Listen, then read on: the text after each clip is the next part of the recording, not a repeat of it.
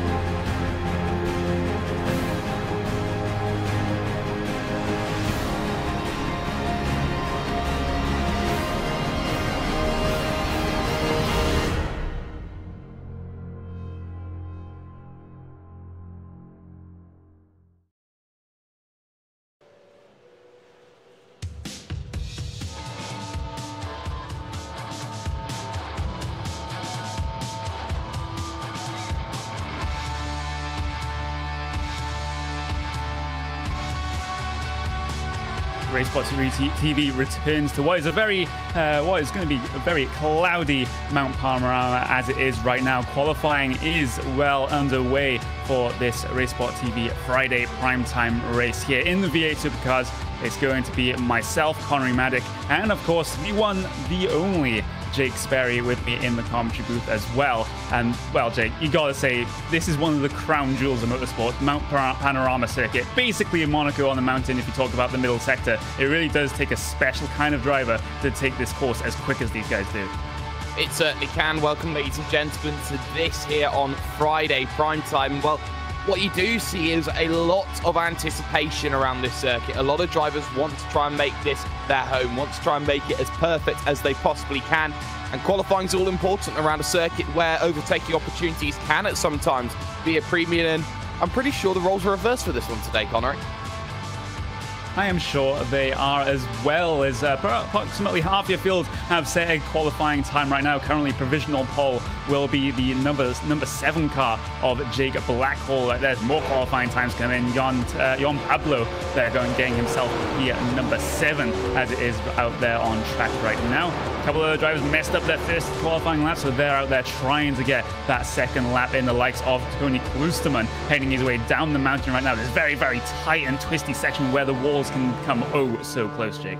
Oh, they certainly can, and he's dancing very nicely down the mountain into the forest elbow, and now on this long Conrod straight to make the run towards the chase. Klusterman looking like he's having a very good lap, and of course it is now 1.4 seconds the gap between first and second, Blackhall versus Dance, and there's two main real, shall we say, factions in terms of V8 Supercar racing. One of them is from the Australians, the other is actually from the Iberians. Expect it to not be as clear-cut as your first thought, but Klusterman goes a little bit too deep. He's very, very fortunate if he has saved it, but I think he's backed off of it, and that will be no lap time set overall. The one of Rocky Garcia, though, is on a lap.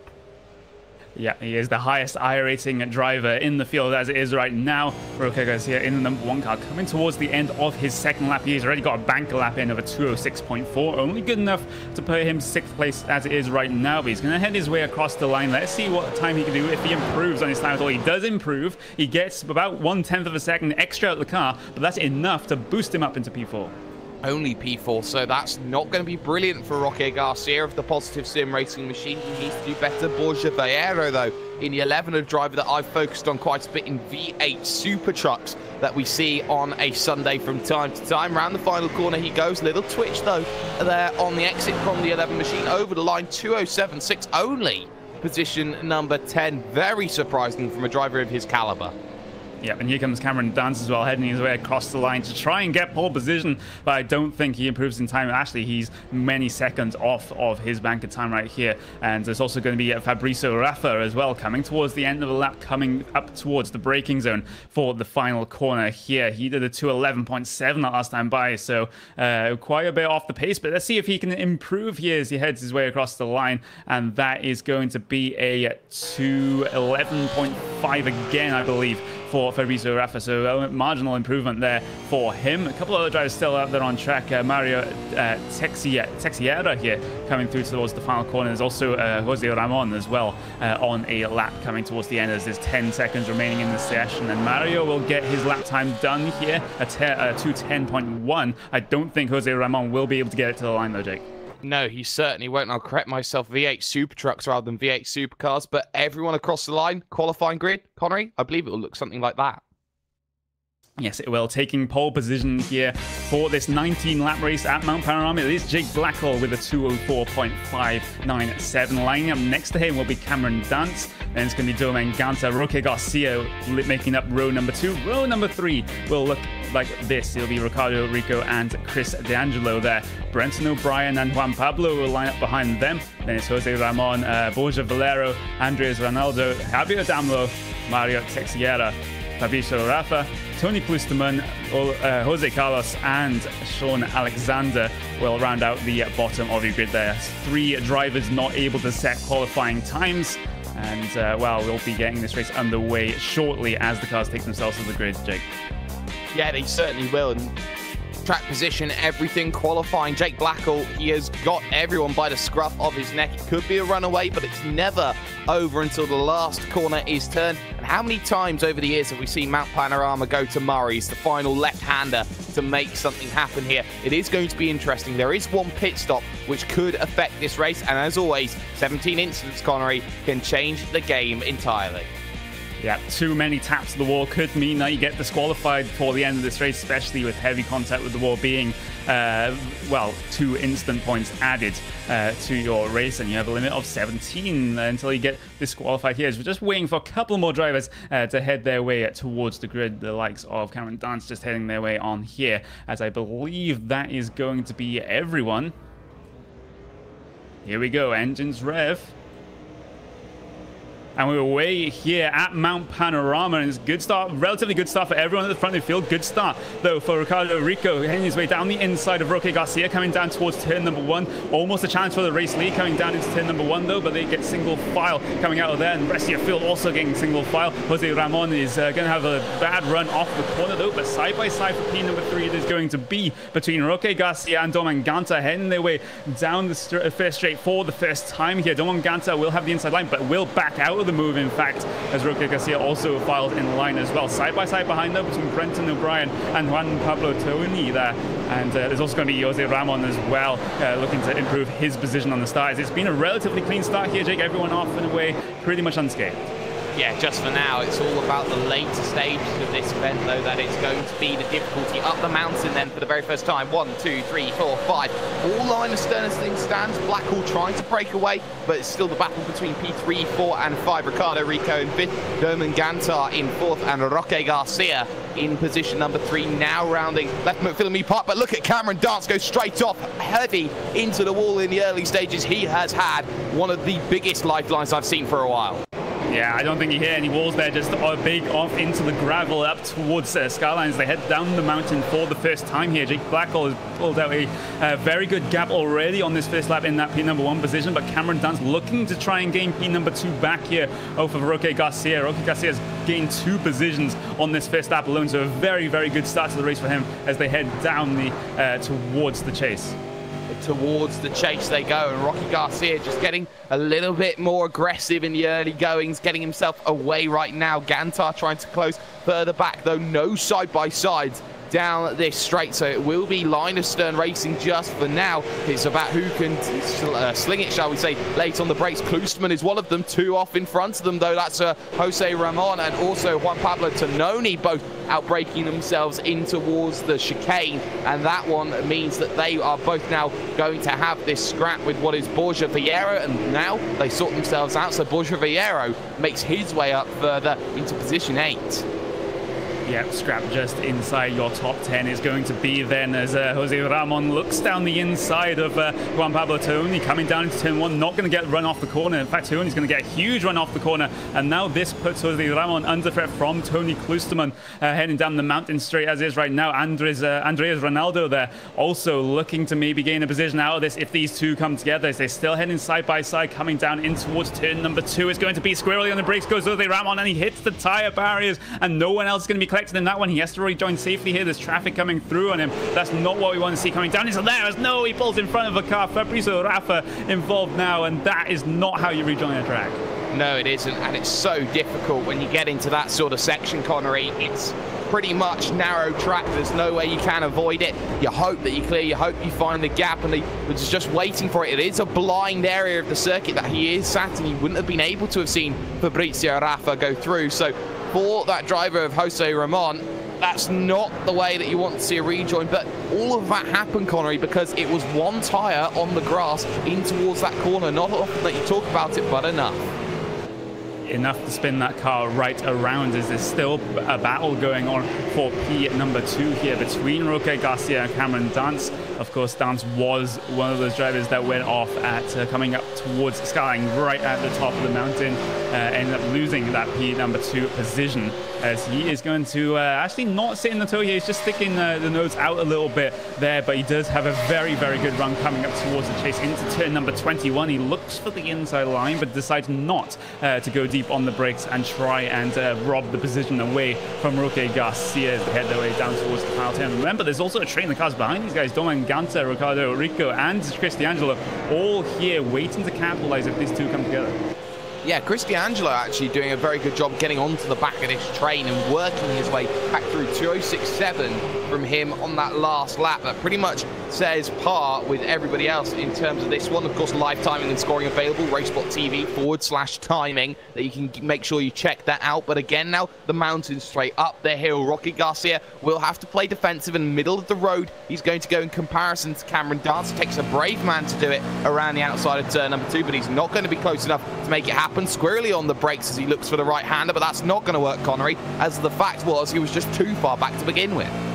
Yeah, way too far back as it is right now as they head up towards the cutting here. Turn number 4 as they head their way up the hill for what's going to be the 3rd time right now. Gantai is also starting to close on these guys, starting to try and get on the back bumper of Cameron Dance here. And well, in terms of qualifying times, Cameron Dance was over half a second faster than Roque Garcia, but the race pace just isn't there right now.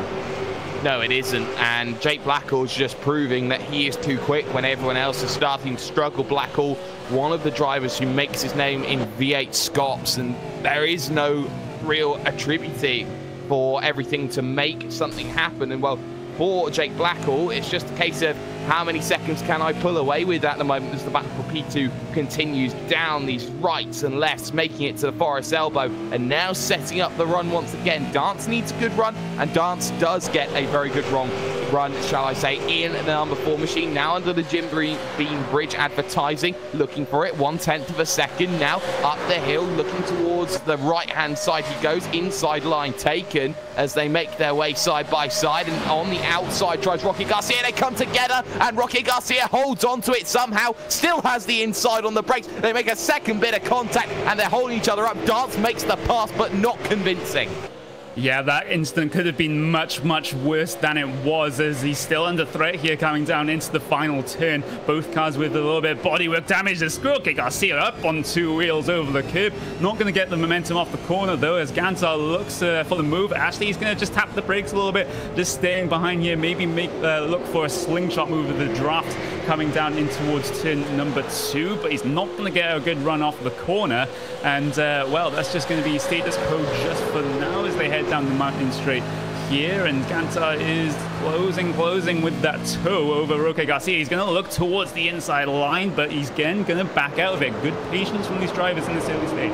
Yeah, very good patience. There's more battles further down, though. Andres Redondo against Tony Klosterman. Klosterman making the charge back up through the field, and Klosterman down to the inside as they head in towards turn number 2, as they look towards the cutting, turns 3 and 4, and that was easy done by Klosterman there, as Andres Redondo had nothing really to argue against there. He had the inside. It is very much a one-track corner at turn number 2. You don't want to be running wide and risking the zero runoff that there is on the exit of turn 2 at Griffin's Bend. So very well done by the driver of Klosterman to get himself now up inside the top 10 for the first time this race. Yeah, exactly. We have a couple of drivers out there running the V8 Supercars for the first time, and they've been doing generally okay out there on circuit right now, not getting themselves involved into too many incidents. As down the mountain again go the train involving Roque Garcia et al., heading their way through what's going to be the Forest Elbow and the Dipper now. And again, Gantar isn't getting the runs off the corners he needed. It just seems that Roque Garcia can get the traction down there much easier, and that just makes him safe from any potential move at the end of a straight.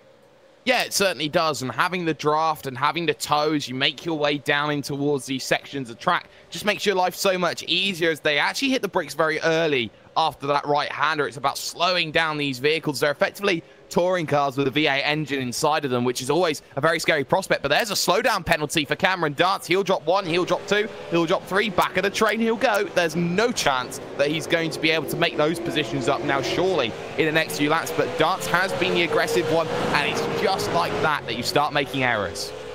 Yeah, exactly, and also with a little bit of damage towards his left front wheel hub is also going to be troubling a bit, especially when it comes towards the straight line speed. That wheel exposed is going to interfere with all the cause a little bit of excess drag. As here comes the run though for Domen Gantar on Roque Garcia. Garcia's going to try to defend the inside line, or at least try and keep it by the time the entry of the corner of turn number 2 comes up, but he's going to lose it or no. He just drags the brakes a little bit deeper, heading side by side into Griffin's now, and it's going to be Roque Garcia still coming out on top.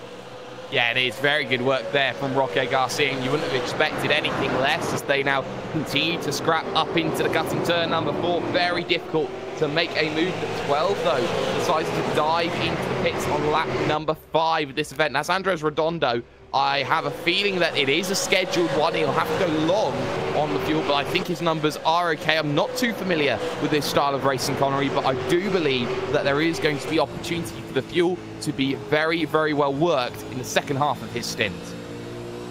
Yeah, exactly. That's the thing that we haven't quite talked about all that much. We do have a scheduled stop later on in this race. And they will be taking tires, I think, as was the discussion before the race. So that could be a factor here. If you come in for an early start, try and get an undercut on all the drivers ahead of you on the fresher tires. And well, let's see if anyone goes for that option. Around about lap 12, we're looking at most of your drivers start to come in down towards the lane to get their fuel for the end and tires towards the end as well. Yeah, we certainly will, and I'm not surprised they're taking the tyres. Some of the drivers have been looking like Bambi on roller skates at times, trying to close down the machine. But look at the overspeed that Gantar has to check up on it, but then instantly slingshots one down to the inside, goes in deep, goes in too deep, and behind that there's going to be a spin, and round's going to go Chris D'Angelo. Contact with Cameron Dancer, had nowhere to go. They were being too aggressive as everything happened. Replay on screen.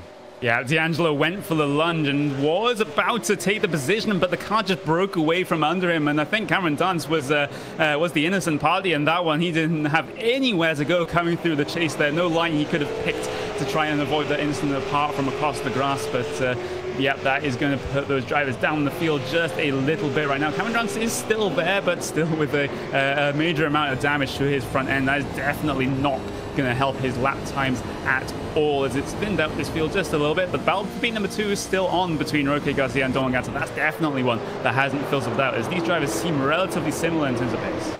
They certainly do, and Gantar has proven that he can run times equal to Roque Garcia. Garcia's got to be careful about the way that he will navigate his way through the next few laps or so. Of course, with the pit stop window, you could argue open here at this stage. We were thinking around lap 12 would be when the window opens, leaving yourself about a 13-lap stint to finish. You can argue here that you can come in around lap 6, lap 7, try and make something happen, get yourself back out again and get yourself some clear traffic. So drivers thinking there's 2 different strategies that you can play, but of course no fast repair in this series, Connery. That's going to mean that drivers like Cameron Dance will have to struggle between now and the end of this event and hope that they do not run into any more difficulties between now and the end. Yeah, exactly. Cameron Dance's lap times have really been affected by the damage that he holds right now. He's a second or so off the pace than what he usually runs.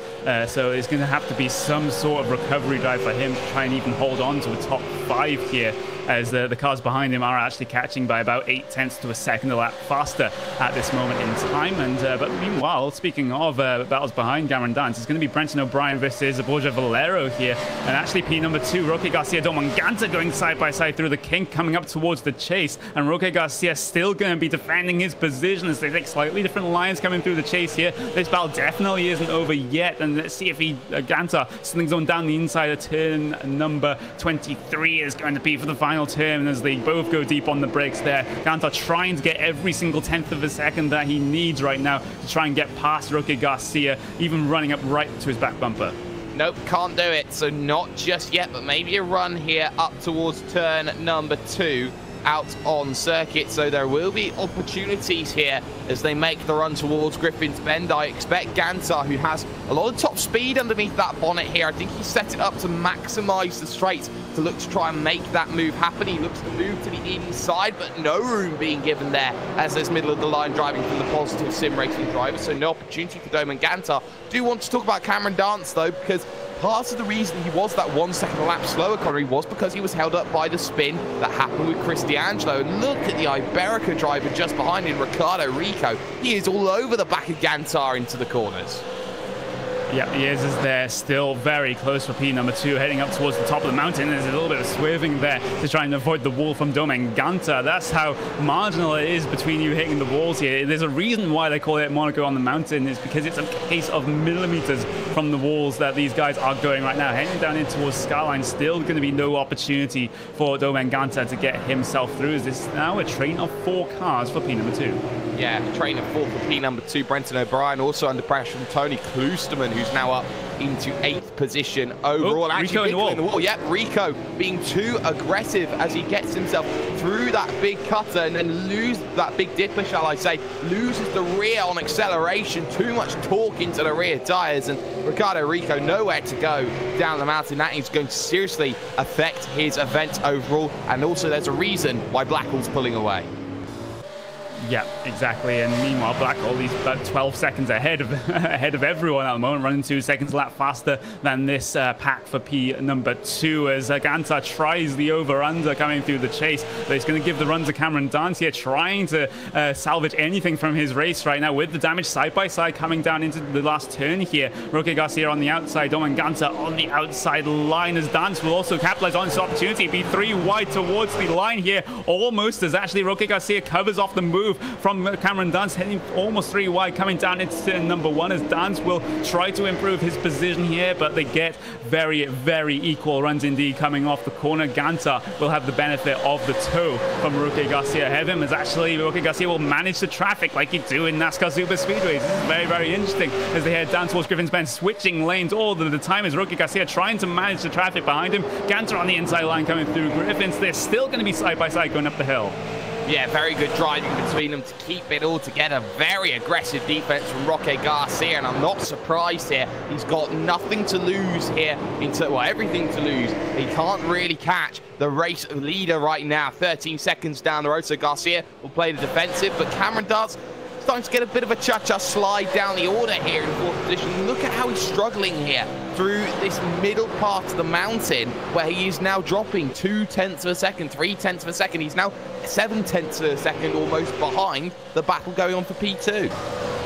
Yeah, that could be to do with his front end damage that he has, and also has to be wary of damage to the radiator and the air intakes there on the front of that Ford. It could mean that he has some engine overheating issues coming towards the end of this race that could spell trouble for his engine, shall we say. So we'll have to keep an eye on that one, see if he gets any damage repaired coming down towards the pit stop phase. And well, it's going to be no run for Domanganta coming down the Conrad straight here. As looking back towards the other battle as well, it's going to be Brenton O'Brien versus Tony Kloosterman. This one's going to be very close as well, as actually Domanganta does have a bit of a run coming down in towards the chase. He goes deep around the outside. This advantage is going to switch though. Ganta's going to run a little bit wide onto the grass, careful of rejoining the track as Cameron Dance has to really check up there for the car coming back on track ahead of him.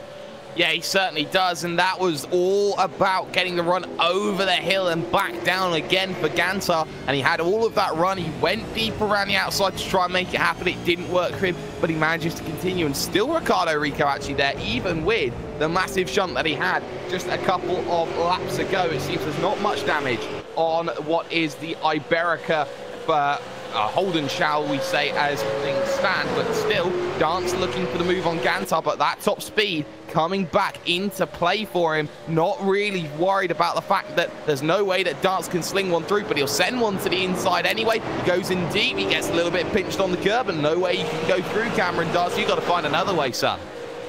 Yeah, meanwhile, almost side by side, coming down into turn number 2 between Tony Klosterman and Brenton O'Brien, as Klosterman gets a huge slide coming out there. He gained the position, but he almost didn't hold it there. There's a very good car control to keep that car on the circuit and not buried into one of these concrete walls, one of these many concrete walls close to the track here at Mount Panorama.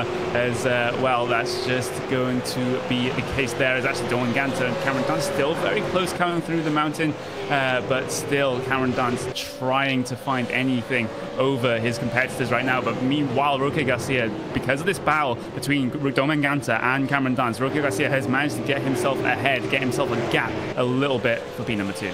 Well, positions gained also up on your screen. It's +4 for Borja Vieira in position 6. It's +7 for Tony Klosterman in position, well, actually it's +8 now for Tony Klosterman, past Brenton O'Brien, the team boss of Evolution Racing Team. So a lot that is working. Well, nope, no graphics, they don't work sometimes. Oh well, but still now, look at Cameron Dance now, try and close that gap, and look at how he's being dragged back with Doman Gantar, try and bring back within a second to Roque Garcia. Not able to do it on the brakes again. Deep in they'll go. Traffic in front though here. Jose Carlos Campodonico just in front. He'll move out of the way.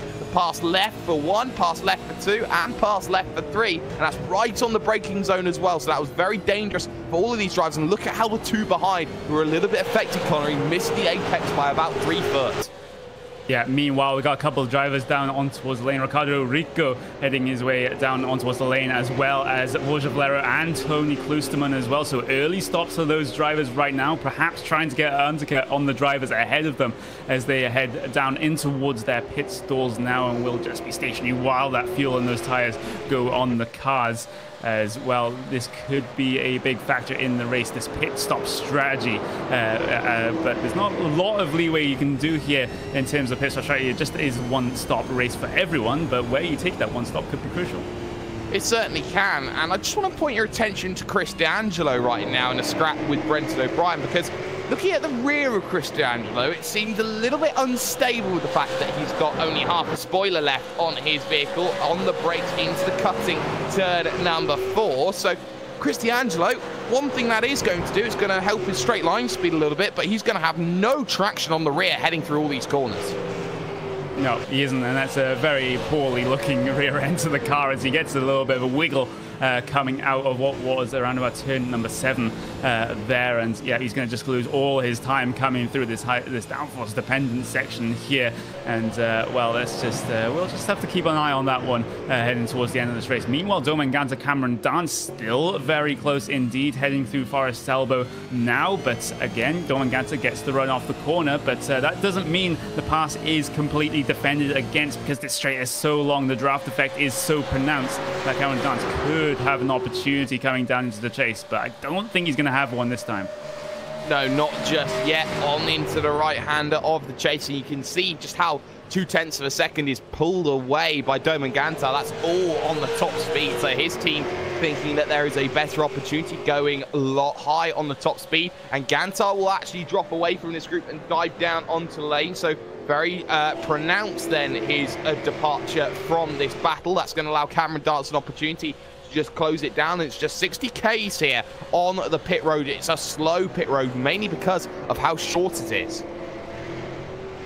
Yeah, it is, but your drivers will only have to be dealing with pit road once, ideally, over the course of this race. Meanwhile, Chris D'Angelo and Juan Pablo Taoni as well joining Doman Gantar on the lane here, as they will get their one scheduled stop out of the way for this 19-lap race.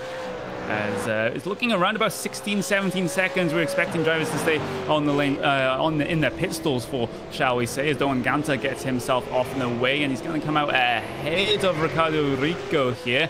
But he's going to be maybe under threat from Rico coming down in towards Griffin's, but I think now he has enough of a gap to try and defend. He's going to move towards the inside line anyway, trying to break the draft of Rico. I think Rico has already come down and made his stop. So this could be a good indication of where the likes of Garcia and Cameron Dance would come out. Yeah, it certainly will, and Cameron Dance has got to work hard, though, in this next stint to make something happen. We're coming towards the end of the window, lap 11 here of 19 that we've got, so it's 8 laps to go in the event. So not long, really, for the drivers to make a name for themselves. Still waiting for the race leader to come down in. Dance, Roque Garcia, all waiting still to make that all-crucial final stop. But what's very crucial is Garcia has been closed on this lap right now by Cameron Dance. Dance has done quite a bit, actually, to get himself back into play in this one, and those extra few tenths of a second will be so crucial between now and the end of this event, mainly because of the fact that the old tyre effect is certainly coming to play, as Blackhall is all shades sideways and will have to hit reverse. That's on towards pit lane. He's got pit lane all wrong, and this could bring Roque Garcia, Cameron Dance back into it, depending on how much time Jake Blackhall has lost as a result. We have a replay of this coming down on towards the lane. Gets the braking. No, he actually gets the braking all wrong. The car just snaps on him, coming towards the first apex of pit entry there, and it has to almost hits the tire barrier on the inside there as well. Almost hits the tyre barrier indeed. I was wondering if there was a little bit of a crab from the vehicle. There wasn't, so he's got away with it there. As also Roque Garcia decides it's time to dive down onto the lane, which means Cameron Dance on his own will be very happy at the fact that he's just working those lap times. So now the question is, where does Garcia come out in comparison? Where does Blackhall come out in comparison? Out comes Jake Blackhall. His gap will be dropped down by about 7 seconds after that incident, but it goes to show you, when you're in the lead, you're on your own, it's not all plain sailing. Yeah, and here comes Roque Garcia, and crucially, he's out behind Domen Ganta and Ricardo Rico, so not a good pit stop phase at all for Roque Garcia. He has to race from behind now. He certainly does, and Cameron Dance out there will now have to get the message, I've got to come down in now. But the crucial thing is he'll have 2 laps fresher tyres, so he'll be able to use those tyres maybe a little bit better, be able to make those overtakes. Remember, he threw away a chance at second place on the very first lap. This corner that you see there, McPhillamy Park, before he heads in his way in towards Skyline, and Cameron Dance knows that he's got to just work hard at it. He's got traffic in front of him. That's Sean Alexander in the 17 machine, so got to get around Alexander, got to hope that he gets himself home, and well, he's going to catch him at just the right place here to give himself the best run possible, Connery, and that's on the run to the chase. Yeah, exactly. You don't want to be dealing with traffic coming on towards the tight and twisty mountain section, as you can just get stuck behind and lose so much time. But that traffic will get well out of the way coming down the straight. No problems at all for Cameron Dance. And now, if you're Cameron Dance, do you consider coming down on towards the lane this time? Usually it's around about lap 12 that these cars start to look at half to coming in before they run out of fuel. And we'll just have to see here as he heads his way through the chase. Pit entry is just coming up in a little bit here. Does he decide to dive down towards the lane? He does decide to dive down on towards the lane, and this will be crucial here to make sure he doesn't mess up pit entry like your race leader did, and he just gets in very competently indeed. And now let's see where he comes out in relation to the likes of Roque Garcia and others as well, Domen Ganta and Ricardo Rico. Yes, that is going to be crucial, and where they are in comparison is just heading in towards the left, rights, and Ganta now starting to try and stretch his legs here in comparison to Ricardo Rico. So Rico struggling here to just keep himself within the 1 second barrier that you normally see with the draft effect, rounding the final corner of Murray's, and it will be about Hell's Corner, turn number 1, whether Ganta is going to be clear or not. The answer is yes, going to be clear of 1. Out now goes Cameron Dance, and he's going to slot right in the middle, right in the thick of it, but he's going to have no speed coming out of this section here as he comes out of pit road. Rico, expect him to go through. Yeah, Rico is going to go through here. I don't think Roque Garcia has enough speed to get himself through, but coming out pit road in towards an on-track battle almost immediately is always a very scary but also exciting prospect for a driver. As Cameron Dance now, what can he do with these fresher tires? What can he do? 2 laps fresher at least here compared to Ganta. Probably 3 with Ricardo Rico as well, because Rico was the first to stop. And look how he runs wide at the cutting. side by side up here is not what you normally expect. And look who's stuck on the outside. Cameron Dance, they hold each other up now into the right to 6, and now looking for Solomon Park right now of this left-hander coming up, and he gets it. Both of them get huge wiggles, and Rocky Garcia dives one down the inside at the Frog Hollow, and looking at McPhillamy Park just coming up left, and he's just not able to make it happen. So chance wasted just. And he just slots in behind there, almost bumper-to-bumper contact, heading their way up towards Skyline. That was a very exciting period indeed. You don't usually see too wide coming up the mountain, at least on anything apart from the first lap here. But it's fantastic to see the old drivers get through there relatively unscathed right now, as this is, in fact, the closest battle that we have on track right now. There's another one going on between Borja Valero and Tony Klusterman as well, as they head their way onto the Conrad Straight as well. And let's see if any drivers can make any moves coming towards the chase here. Roque Garcia has the tow, has the run, and so does Tony Klusterman over Borja Valero, as well as Garcia's not going to be close enough coming down into the chase. Klusterman is not going to be close enough coming down into the chase, as we only have about 6 laps remaining once the leader comes across the line. Yeah, 6 laps to go for Jake Blackhall, and he's been out in front. The one mistake on pit road, but no real worries apart from that. His driving has been flawless. 2 wheels and contact between Rico and Garcia, the 2 Iberians then going at it together. And well, there was a case to be made here. Garcia was late on the brakes, both up, and I don't think it was contact, but more rather applying the power back down actually for Ricardo Rico that caused him to get the massive twitch on the rear end. And those tires, they will be screaming out in pain after that.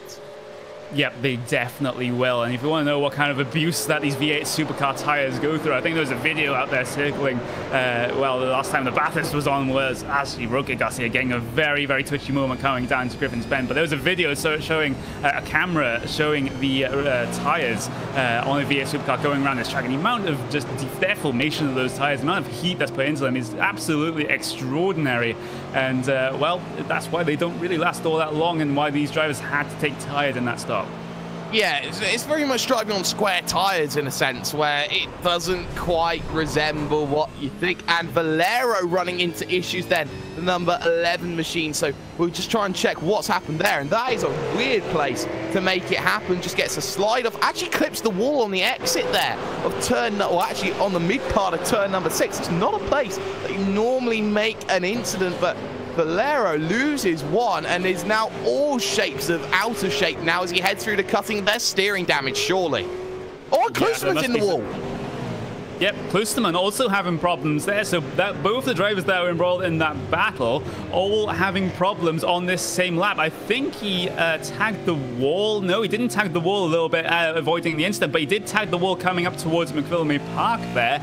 And did he have any further problems after that? You have to ask, as no, he's okay coming through Skyline, but that was a scary moment. Actually, Tony Klusterman down on towards the lane, so that damage must have been somewhat terminal to the rear suspension.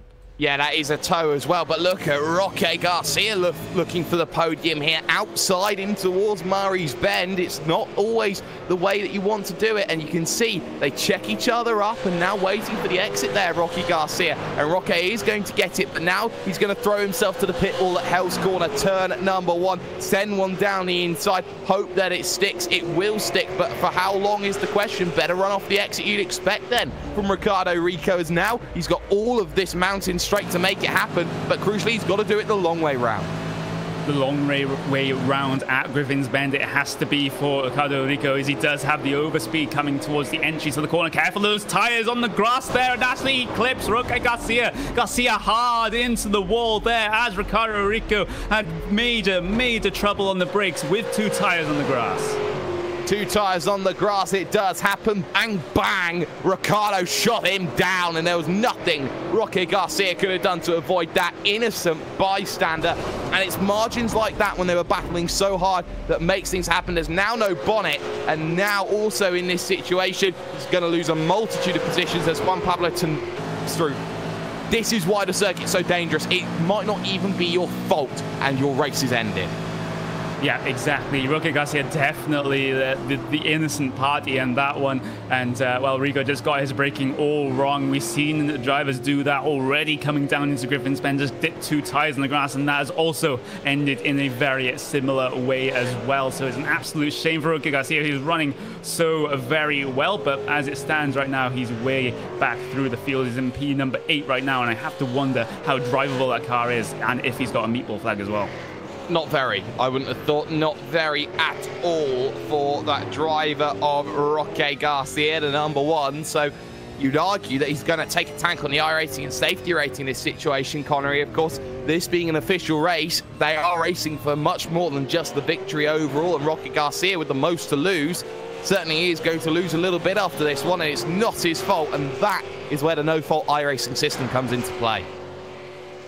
Yeah, exactly. And, well, there's no really other close battles going on track as Brenton O'Brien makes his way through on the very, very stricken Roque Garcia coming down the Conrod straight. I wouldn't be surprised if Roque Garcia has terminal damage that he has to come down pit road for, but he's currently trying to salvage something from this race.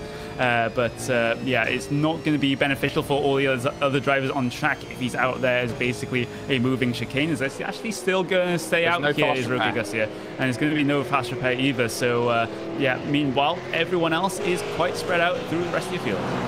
Yeah, they certainly are. And, well, actually, I want to keep an eye on this P2 battle, though, here, Connery, because it was a 206.5 from Cameron Dancer last time by 206.8 from Domen Gantar. 0.3 of a second, gap 1.3. That's not over then. So Domen Gantar's got to be careful about the way that he works then in this next stage. And, well, his last few lap times, they've been around that 206.8 barrier, but it's been a lot more clean and concise from Cameron Dancer, consistently 0.3 of a second quicker, and that is to be expected.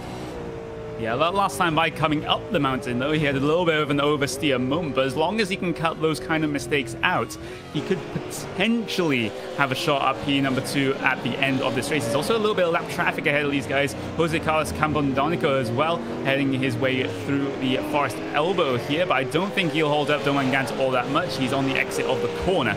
But meanwhile, we should go to Racesport TV fan immersion from the perspective of Cameron Dancer's number 4.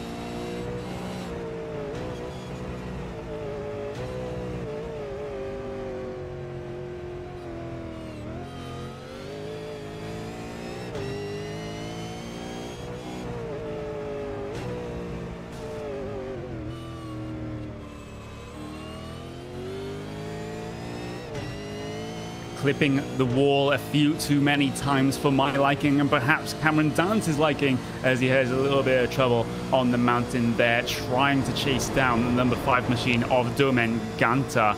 And, well, the advantage was around about 1/10 of a second that last time by. I don't know if it's closed up any as they head their way towards the chase for the, it's going to be the second to last time here. Jake Blackhall just heads himself across the line for 2 laps to go.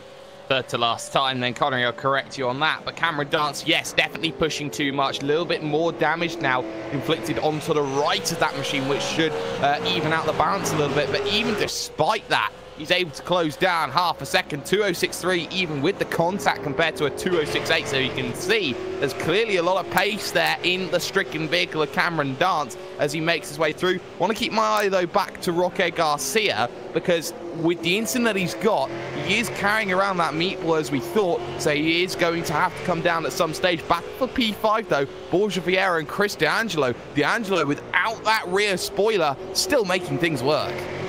Yep, and he was around about 3 seconds faster that last time by was Chris D'Angelo, so I don't think Borja Valero really has anything to try and defend this with right now, as Chris D'Angelo is going to close on the run down towards Griffin's Bend. Defensive inside line has to be for Borja Valero as he goes back towards the outside once he knows that the position is relatively secure heading through Griffin's right now. But yeah, this is the other battle that we're going to be watching as they head up towards the cutting. But meanwhile, Cameron Dance, Domen Ganta still closing bit by bit as the laps tick by. But the thing is, we're running out of laps for Cameron Dance. It's actually Valero, I believe. That was a round there. And yes, he has to spin that car back around. And this was a solo instant heading their way through turn number 3 and just licks that inside wall there. A little bit of damage there to Chris D'Angelo as well. And I think that was Borja Valero just cracking under pressure a little bit.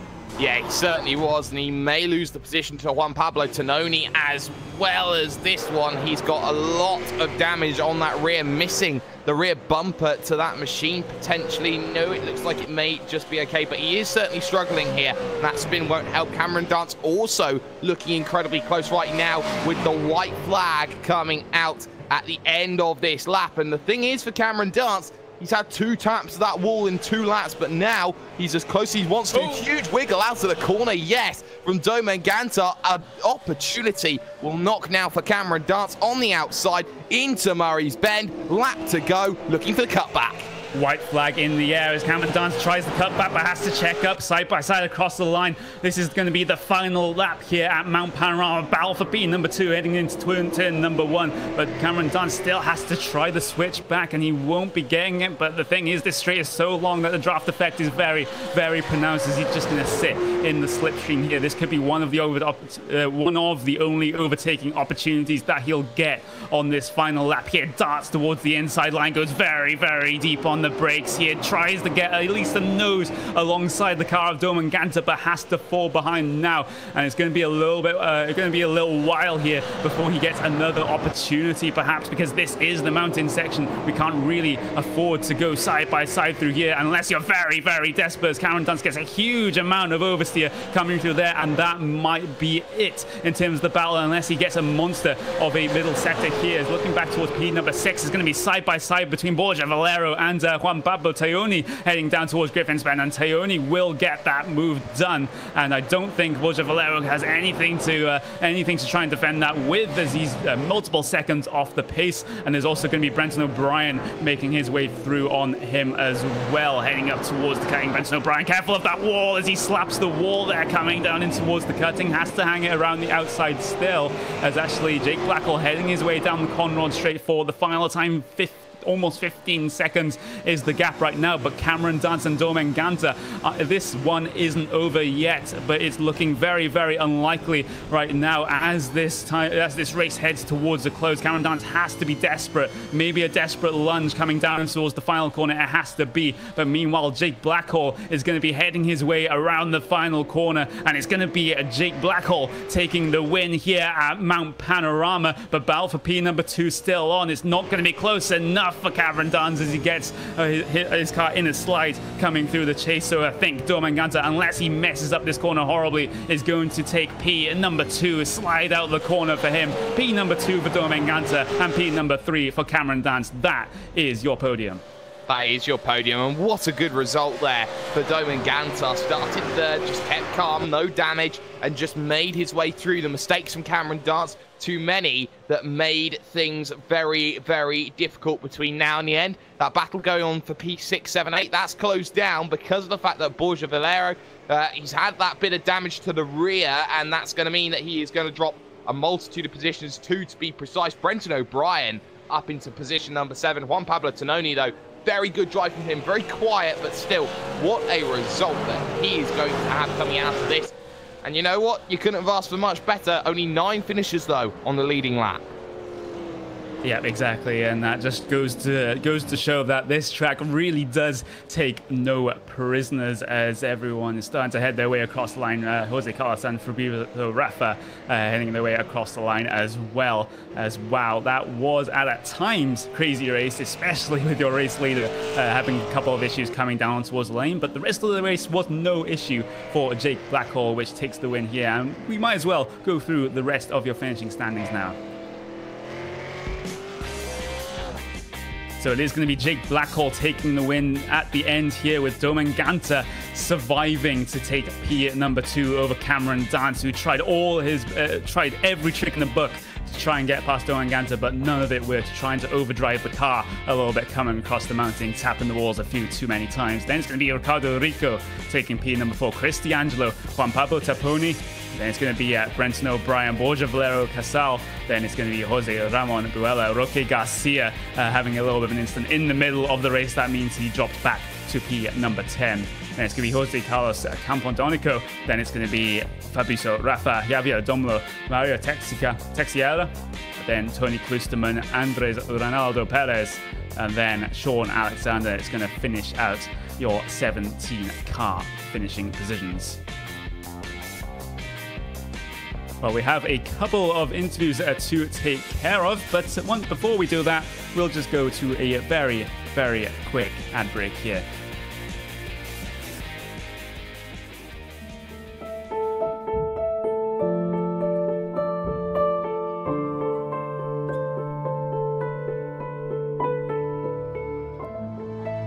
When I sat in the car, you always wonder, what's it going to feel like? You know, it was my first time driving a mid-engine GT car. You know, my thoughts were, wow, this is really good for our first time in a car. I was really surprised by it. You're sitting low, you got the A-pillars at steep angles, the windshields at steep angles, you can see the fender flares.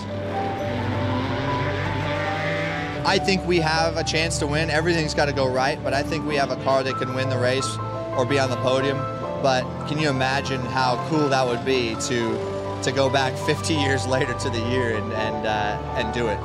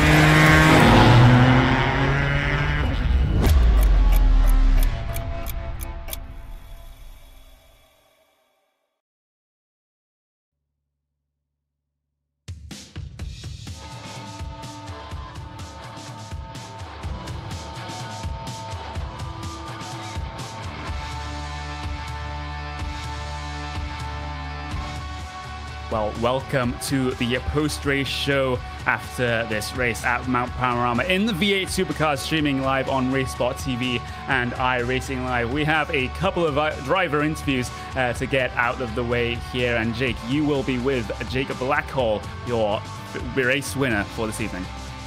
Oh, how very kind of you. Jake Blackhall then, Evolution Racing Team, and dominating the field. Let's talk about qualifying first. 1.4 seconds. Walk in the park? It looks like a walk in the park, but it really isn't when you come around this place. It's you got to be on it, and especially around this place. One little mistake can end up in the wall, and just had to try and manage that race. And as soon as you come down through the top of the hill on that lap, and you notice you're up, you just say, "Oh, I may as well stay into it and try and keep it off the fence," and a little bit cautious down the hill, and kept into it. So it was good to get that sort of time. But it was a very interesting lap. Certainly was, but keeping it off the fence, you did very well. Keeping it off the tyres, though, has to be said, a different story. Talk about the scary moment that you had coming onto pit road. Yeah, I did a 1999 Larry Perkins-esque sort of pit entry there. It wasn't what I wanted. Came in and just locked the rears up, threw it around. Didn't need to do that, and just locked it up. And then saw the inside wall, and I went, I'm not going to go there. I tried to avoid it, and then just managed to whip it back and stopped it from hitting the right side tyres. But got to not do that. Sort of good practice for tomorrow. I got a big race tomorrow, so it was good practice. And yeah, lucky I won't be doing that again. Hopefully not, though, but you put the practice in, you put in the hours, you make things happen. Of course, you talk about V8 Scops, which you are looking to try and make that massive push in, and essentially, shall we say, in the Evolution back garden, you've proven it's your garden, and you're not going to have it any other way. Yeah, that's the plan. The boys have put in a solid week this week to get a good car underneath us, and tonight it definitely showed, and hopefully tomorrow it'll do the same. A lot of the boys are really quick this week, and we definitely have a good package that I think a lot of the guys should be able to get a lot of the cars, to be honest, inside that top 10 and fighting for a race win tomorrow. Well, hopefully fighting for the race win will be possible. We would say shout-outs and thank yous, but we will probably leave that until the other person comes along for interview. So we'll thank you just for the moment. Jake Connery, I believe you have Team Boss. Yes, I do, and it's going to be Brenton O'Brien qualifying P number 7 and ending the race, in fact, in P number 7. You just, well, you've got to be happy with what was seeming to be a decent result there, but could have been better. You did finish just around about 1 second, almost exactly there, behind one Pablo Toyoni. So it could have been one position gained over the course of the race. Of course, you were also battling with the likes of Tony Klusterman as well. So overall, was that how you say your race went? Just okay? Sorry, Connor, I'm just actually on eBay at the moment looking for a dunce's hat. It was just, look, it was just a classic case of do as I say, not as I do, because Jake had pitted, 2 laps before me and made his mistake, and he told me about it. I'm giving a little bit of a sermon going, mate, you don't need to do that. You're so far ahead, just take it easy type thing. And look, when I did my pit stop, the village idiot didn't really have his pit limiter on as he should have when he came in the pits and got a 15-second stop hold in the pits, and that cost me a top 5. So lessons learnt, and we move on from there. But yeah, look, so much fun. It's just great that you guys have put the time into to promote the V8s. It's such a great track. Yeah, and it's always fantastic to see you guys racing. And well, both of you, Brendan O'Brien and Jake, have also helped us on RaceSpot TV broadcast as well. It's only right that we repay the favour by broadcasting a V8 Supercars race. Well, look, I'd love you to repay the favour at a time that doesn't start with a 5. Like, we'll get up at 5:55 for this. But look, just the fact that you guys have done it, it's awesome. There's no doubt. And yeah, it's great promotion for the car. Not the biggest field, we understand that, but just to get the V8 name out there. And it's a big weekend for the V8s, as Jake Sparry said before. We've got the Scops tomorrow, the Bathurst 1000 Scops. So that's obviously a massive event. And for us as a team as well, like a lot of our effort this week has gone on to the Neo Quali which is Monday morning, 3 o'clock in the morning, our time, just before the guys go to work. So it's going to be a big weekend for the team. Very, very busy indeed with that Neo Endurance Series pre-qualification, but also remember you have you actually have the actual V8 Supercars Bathurst 1000 early October as well. So that will be a fantastic race indeed. And is anyone you want to thank, any sponsors you want to shout out, or any people that help you during these races? Oh, look, yeah, there's lots of guys. Ian Ford does our setups, does a great job. Jake here, congratulations to him, getting up in the morning as well and doing this. But RaceSpot TV, thank you so much for taking the time. But to our sponsors, Logitech G, GTI and Joel Real Timing. I'm going to give a special shout out to Modem Simulators. They're in Melbourne as well. They're a new simulator mob that's doing some really good things down south at the moment here in Australia, and hopefully they'll continue to push into the simulator market as well. So just a shout out to Modem Simulators.